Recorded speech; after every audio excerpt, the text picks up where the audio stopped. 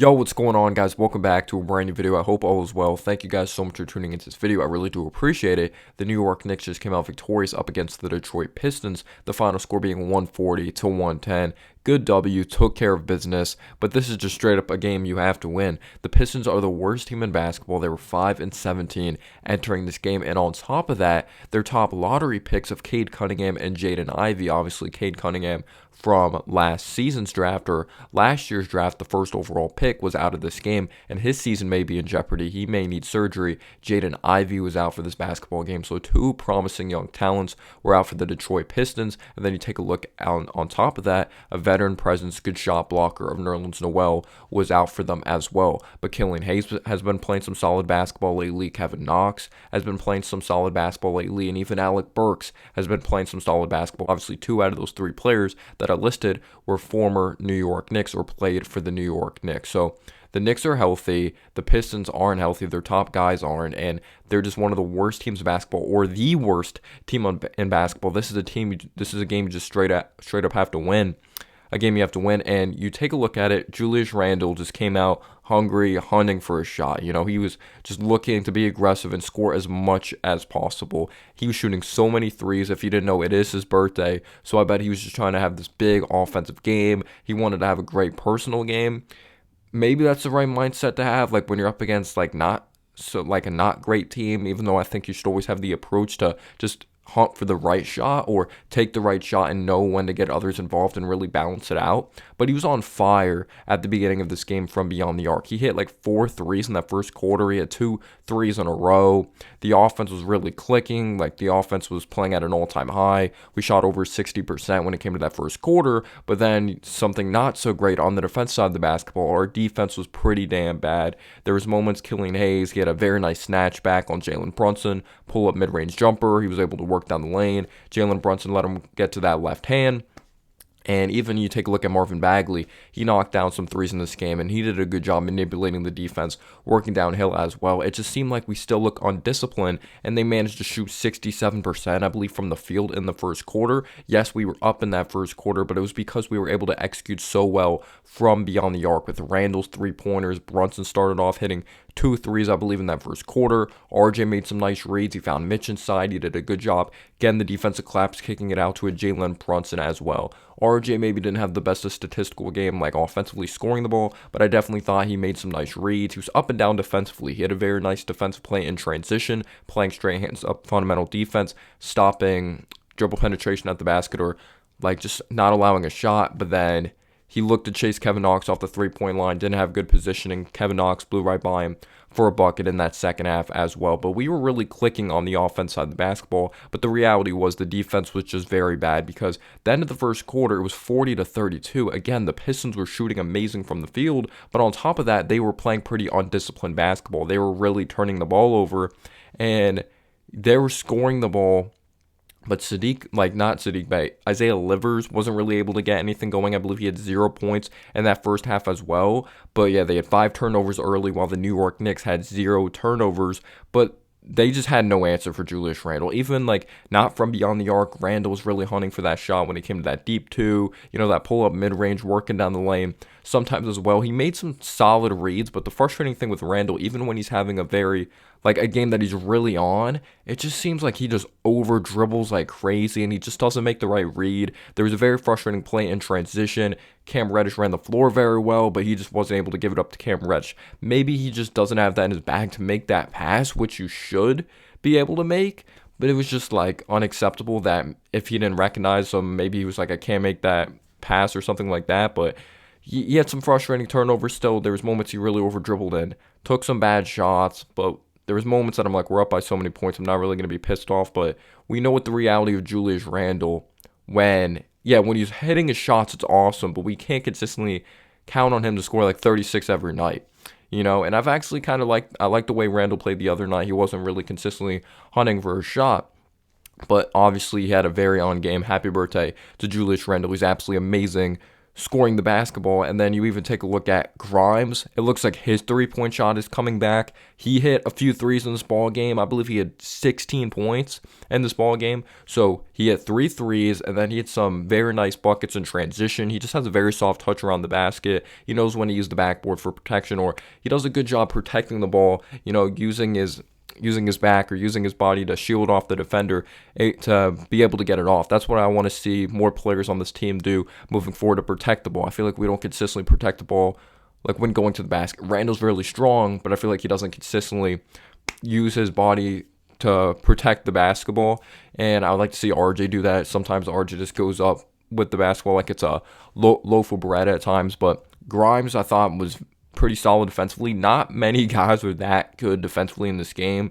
Like when you're allowing just like shooting over 60% from the field in the first quarter, it's pretty atrocious when you allow that. Yeah, how are you going to give someone like a collective unit that much credit defensively? But Grimes, outside of a couple stupid fouls, I thought he eventually got it going defensively. He made some very nice passes as well. He just does such a great job when he gets the ball, dribble penetrating, that dump off to Mitch. He just constantly swings the ball around. He may not always get the assist, but he gets the pass to assist because I feel the offense just runs so much better when Grimes is out there on the floor. And Fournier actually, I believe, got a DNP because I saw Ryan out there, Archie Nakano, when it came to the fourth quarter, terrible at pronouncing his name. We even saw Svi Mikhailuk. But yeah, Evan Fournier didn't play in this basketball game, so I feel like Evan Fournier is just officially done. So the first quarter, not much defense. The offense was brilliant. Randall was just on an absolute tear. Grimes knocking down threes. It was pretty fun to watch. RJ didn't really have a fantastic first quarter. He was still able to get to the free throw line, though. But the second quarter was pretty damn frustrating at the beginning of this game because we have this 11-point lead. But before you know it, it's cut to 4. Jalen Duren was giving so many problems to an Isaiah Hartenstein. Isaiah Hartenstein, he's a big dude. He's 7'1", but you wouldn't know it the way he plays out there on the floor. Maybe it's because he's not the best of athlete when it comes to, like, we've seen him have some crazy dunks throughout his career, but I feel like defensively he just gets caught very flat-footed, and it's definitely against a Jalen Duren. You can't expect him to be that great defensively. That's why I wanted to see Jericho Sims. We didn't see Jericho Sims until like 5 or 4 minutes left in garbage time. He had some very nice dunks, and he just did a good job being a lob threat around the basket. I'm not trying to give him like crazy credit because this is the Pistons, but you still see the impact he brings to the table when it comes to his rebounding and shielding guys off and using his body and just doing a good job positioning himself for rebounds. But yeah, Isaiah Hartenstein, I'm not gonna lie, he's been pretty rough the last few games, and I was pretty excited to acquire him when we got him from the Clippers. He could pass the ball, brings us some versatility shooting the ball. There wasn't a huge sample size coming over from the Clippers. He kind of hit those in non-pressure situations when he was hitting those threes. I don't really think we utilize him right offensively because he has a pretty solid passing skill set. But when it comes to defensively, he needs to do a better job boxing out. Jalen Duren just caused us so much trouble when it came to the interior. But I just thought the New York Knicks just turned it around. Jalen Brunson ended up getting buckets, dribble penetrating, getting to the teeth of the defense, dumping it off for some assist, getting to the basket as well. RJ drawing some fouls. Randall, they still had no answer for Julius Randle. Randall was amazing in that first half. He made 6 threes in that first half, and I believe his career high, most threes he's made in a game, is 7 threes. But we were on fire from beyond the arc, which we can't consistently count on every game, especially when we play the Bucks tomorrow night. Like, they're a much better team defensively, way more disciplined, and that's just not our DNA. We don't have consistent three-point shooters. Brunson's been shooting it better lately. RJ hit a couple threes, but he still missed some wide open ones. We can't count on Randall to consistently make threes at this rate as well. But yeah, Grimes makes another 3. The Pistons continue to turn the ball over, just undisciplined. Yes, Killian Hayes got those buckets at the beginning of the game, but that kind of went away when this was actually, got pretty ugly fast after this run. So yeah, Killian Hayes at the top of my head, maybe had like 13, 15 points. He had some wow moments, but then some moments I'm like, yikes, that's just not a good offensive possession by them. But I thought the New York Knicks did a very good job responding when it was a 4-point game. Before you know it, we're up 13. Grimes hits another 3. Like I mentioned, the Pistons turnovers. I thought we did a good job not allowing too many second chance opportunities after that instance with Duren, how he just really dominated when it came to that start of the second quarter. Mitchell Robinson had 13 rebounds in this game. I thought he was pretty steady, and I thought Mitch Robinson played pretty damn well. But we'll see how he does up against the Milwaukee Bucks. Obviously, that's a totally different test of Brook Lopez. And I just we started to move our feet more defensively, and I thought we started to play more discipline offensively. We had a season high in assists. We had over 30 assists in this ball game as well. We go on this 15-2 run. To have this 15-2 run, RJ had a very nice tip in. We missed a shot outside on the perimeter. I believe it was by Randall, and then RJ tipped it in, which was huge. It's 70-56 at halftime. And what I loved by the New York Knicks, and yes, we're going up against like Killian Hayes, like who's been pretty inconsistent. He's been playing better lately, though, for the Detroit Pistons. Kevin Knox been playing pretty well, but he didn't really provide much offensively. He had a couple blocks in this basketball game. Credit to Isaiah Stewart. He hit like tons of threes when it came to that fourth quarter. He had 5 threes in this game, I believe, and he had nearly 20 points, like 18 points in this one. He was very physical as well. I really do like seeing the progression of Isaiah Stewart for the Pistons because I just thought he was going to be this bench guy. But maybe when the Pistons are at their best, he ends up being the bench guy, and Duren really develops and ends up being that high-end starter for them because he has tons of potential. So, yeah, we take care of business when it came to after them making that kind of a run. They were kind of one and done on offense. They weren't consistently hitting their shots. What I love from the New York Knicks is that they didn't look back in that third quarter. And I know we weren't playing up against great competition like I just mentioned earlier, but it just like seems like no matter what competition we play, there's sometimes moments that I'm like, let's stop getting full of ourselves. Like, we still have like another half of basketball to take care of. And right out the gate, Randall bulldozes himself, works downhill. Very nice finish on Bogdanovic. Bogdanovic, after getting some buckets in the first half, I feel like he kind of went away as well. He still got his buckets, but they weren't really pivotal, big-time buckets because the New York Knicks were able to take advantage. Just they still had no answer for Randall. And the defense, we started to force more turnovers. Randall had a dunk over Isaiah Stewart at the beginning of that third quarter as well. Isaiah Stewart, he's an emotional guy, and he's someone that really takes pride in playing hard out there on the floor. I think Randall had something to say to Isaiah Stewart, ended up being a technical foul. That became a whole thing. Then they started calling this game a little more tighter. RJ ended up hitting a 3, which was good to see.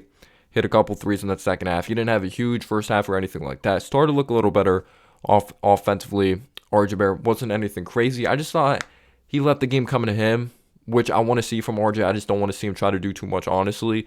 That one shot, this one shot, though, does frustrate me when he dribble penetrates. He's like, or he doesn't even fully dribble penetrate. He's kind of in mid-range territory, so far away from the basket, like a million feet away from the basket. Not really. He's like in mid-range territory, and he hoists up that push shot, which I really don't understand. It's like a bad shot, low-quality shot. It barely goes in. Like, we saw it go in last game, but it doesn't consistently go in. That's the very frustrating thing. But, yeah, the Knicks didn't look back. Grimes was moving the ball so well. His defense was very good when it came to that third quarter as well. I know we weren't playing up against great guys or anything like that, great players. But at the end of the day, Grimes is an individual, very good on-ball defender, really gets after it. When it comes to certain matchups, though, he's going to struggle due to him only being 6'4". When they call the announcements, though, they do say he's 6'5". But that poster dunk really gave us a lot of momentum, and that technical foul gave us a lot of momentum, even though I thought that wasn't one of the key reasons we took over this game. I just thought the Pistons were playing on discipline. Their defense just continued to be bad, and I think that's the key thing. Like, their turnovers, we continue to make threes, and yes, we were playing bad defense in the first half, but we eventually made kind of an adjustment defensively, while the Pistons didn't make an adjustment at all defensively, and on top of that, their shots weren't falling like they were. So it's 108-77, end of the third quarter. We're up 30 at one point. Quick went off in that fourth quarter. He was getting whatever he wanted.